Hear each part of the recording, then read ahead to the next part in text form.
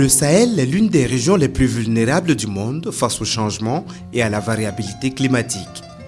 L'insécurité alimentaire et nutritionnelle ainsi que l'instabilité des revenus constituent d'importants freins au développement économique et social. L'agriculture dans la région dépend essentiellement de la pluviométrie à 97%. Les pays membres du Comité permanent inter-État de lutte contre la sécheresse au Sahel SILS conjuguent leurs efforts pour la maîtrise totale de l'eau agricole. Une démarche consignée dans la déclaration de Dakar, des solutions d'irrigation diverses adaptées au contexte sahélien sont établies et financées dans un cadre institutionnel renforcé pour permettre le développement d'une agriculture irriguée durable, adaptée au milieu, compétitive et inclusive. Une vision bien portée par le SILS. J'ai évoqué devant la Banque mondiale le concept de la fête au village au début des discussions sur le Paris. En effet, la fête au village signifie dans nos contrées les plus reculées que la production agricole a été bonne, que les greniers sont remplis, que les enfants peuvent aller à l'école et que les parents ont les moyens de les soigner. Cela signifie que les producteurs peuvent améliorer leur cadre de vie par le fruit de leur production, que les jeunes trouvent du travail dans leur milieu, qu'il n'y a plus d'insécurité et qu'on peut enfin envisager un futur plein de promesses. Ces conditions, quand elles sont remplies au village, le village fête. C'est ce que nous recherchons à valoriser à travers cette métaphore dans l'ensemble de nos projets au SILS pour nos pays et nos populations. L'initiative pour l'irrigation au Sahel connaît un début de mise en œuvre à travers un projet d'appui dont le lancement a eu lieu le 8 novembre à Ouagadougou. Le Burkina Faso, le Mali, la Mauritanie, le Niger, le Sénégal et le Tchad sont les pays membres du SILS pris en compte. L'UEMOA annonce l'inscription de 4 autres pays au projet non membres du SILS afin d'élargir l'impact des actions prévues. Le projet définit 3 piliers d'action pour l'atteinte des objectifs. Dans un premier temps, investir dans l'irrigation, dans les aménagements, réhabiliter des aménagements, mais faire de nouveaux aménagements. Mais on sait que ça, c'est facile, tout le monde sait le faire. C'est pour cela que nous nous sommes dit, qu'est-ce qui peut rendre ces aménagements-là durables et viables? Donc il faut réfléchir en amont sur la question d'abord de planification. Ça, c'est un gros sujet. Et la planification, c'est quoi? C'est réfléchir sur toute parcelle, tout aménagement. Quand on veut la faire, ça s'intègre dans quel cadre organisationnel? C'est-à-dire que quelles sont la situation des déterminants? Y a-t-il suffisamment d'eau? La question foncière est-elle réglée? Est-ce que les acteurs sont organisés? Est-ce qu'ils sont capables, d'identifier les services? Est-ce qu'ils sont impliqués dans les décisions? Donc ça, c'est important. Et le projet va mettre environ 10% de son fonds là-dessus. Ensuite, il y a toute la question de la connaissance. Vous savez, on peut mettre des solutions d'irrigation, mais toute solution d'irrigation doit évoluer. Il y a de nouvelles technologies. Alors, qui apporte ça aux producteurs? Alors, les producteurs, ils sont demandeurs. Eux-mêmes, ils ont des connaissances. Mais comment ils peuvent les exploiter? Comment ils peuvent les capitaliser? Donc, il y a donc tout ce volet-là de gestion de connaissances qui constitue donc aussi environ 20% du projet. Le projet tire les enseignements des investissements passés pour adopter une nouvelle approche. 5 types de solutions d'irrigation sont proposées. Ce sont une amélioration des formes traditionnelles de maîtrise de l'eau, des systèmes individuels simples à coût réduit adaptés aux femmes, des systèmes communautaires d'irrigation, des aménagements structurants permettant une production à grande échelle, des aménagements faisant appel à de grands investisseurs privés. Je ne veux plus faire du business comme avant. Vraiment, c'est pour ça qu'on a changé toute la réflexion autour de ce projet-là. Définitivement, nous devons comprendre qu'une solution d'irrigation ne peut pas se faire sous la base uniquement de la technologie. La technologie ne représente que 10% de la réussite d'un projet. Et faute de l'avoir compris, beaucoup de nos projets d'irrigation ont échoué parce que vous la commencez, après 1 ou 2 années, les questions foncières auxquelles vous n'avez pas du tout voulu penser vont venir bloquer des investissements. Après, tout le monde se pose la question, mais pourquoi? Mais c'est très simple.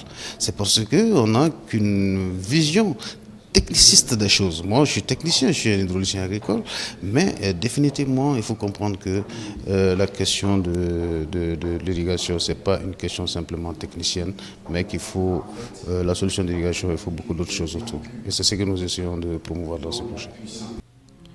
De nombreux investissements ont été faits par les États du Sahel pour une maîtrise totale de l'eau, mais tous n'ont pas réussi. Ce projet régional, une première en la matière, tranche d'avec le passé. Il est prévu des aménagements et des revitalisations de 23 000 hectares. 58 000 irrigants sont les bénéficiaires directs, dont 35% de femmes. Ce projet ne pouvait pas mieux tomber pour les différents pays. Ce projet d'appui régional à l'initiative de l'irrigation du Sahel est un projet que nous attendions depuis 2013, après la déclaration de Dakar de nos différents chefs d'État. Ce projet qui voit jour aujourd'hui vraiment va beaucoup nous soulager et nous permettre de produire à toute saison par l'irrigation et toutes les spéculations possibles. Ce projet Paris est une opportunité pour l'ensemble des pays du Sahel, et en particulier le Tchad, qui est un pays avec de grandes potentialités en matière de production agricole, en particulier parce que nous avons 39 millions de terres agricoles qui représentent à peu près 30% du territoire national. Mais actuellement, il n'y a qu'environ 5% de terres exploitées. Et donc, du coup, cela représente une très grande opportunité.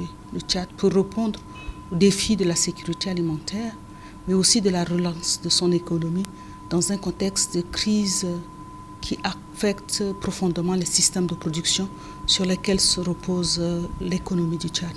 La démarche participative, l'implication de l'ensemble des acteurs clés, les principaux acteurs, n'est-ce pas, dans la mise en œuvre de ce projet, depuis la conception, l'élaboration, n'est-ce pas, de l'ensemble des documents et la mise en œuvre de ce projet. Donc c'est ça qui fait, n'est-ce pas, son originalité.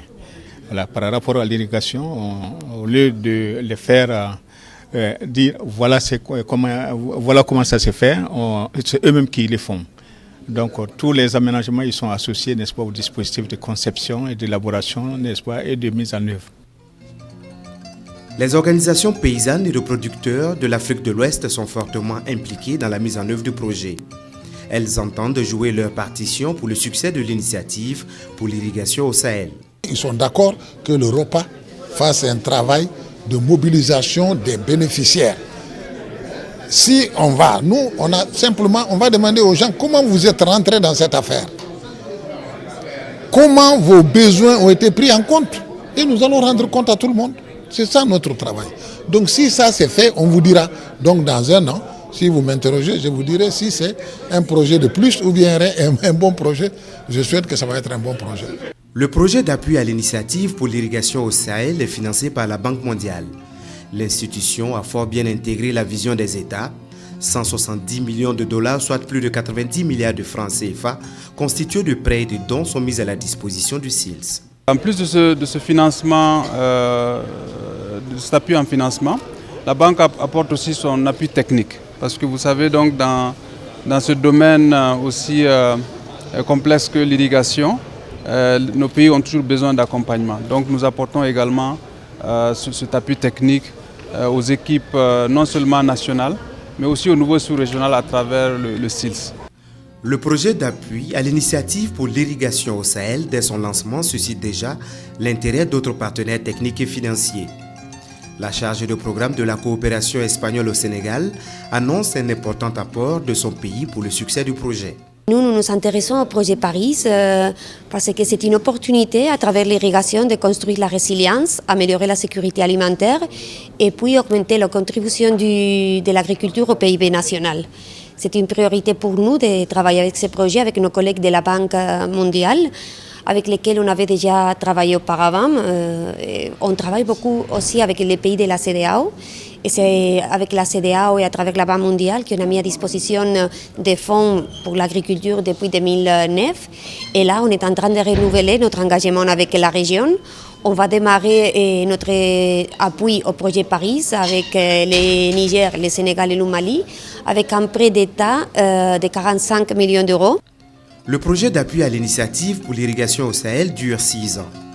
Tous les partenaires de l'eau agricole de la région sont appelés à contribuer aux côtés du SILS pour la réalisation de la vision commune de développement de l'irrigation afin d'atteindre la sécurité alimentaire et d'assurer l'essor économique des pays sahéliens.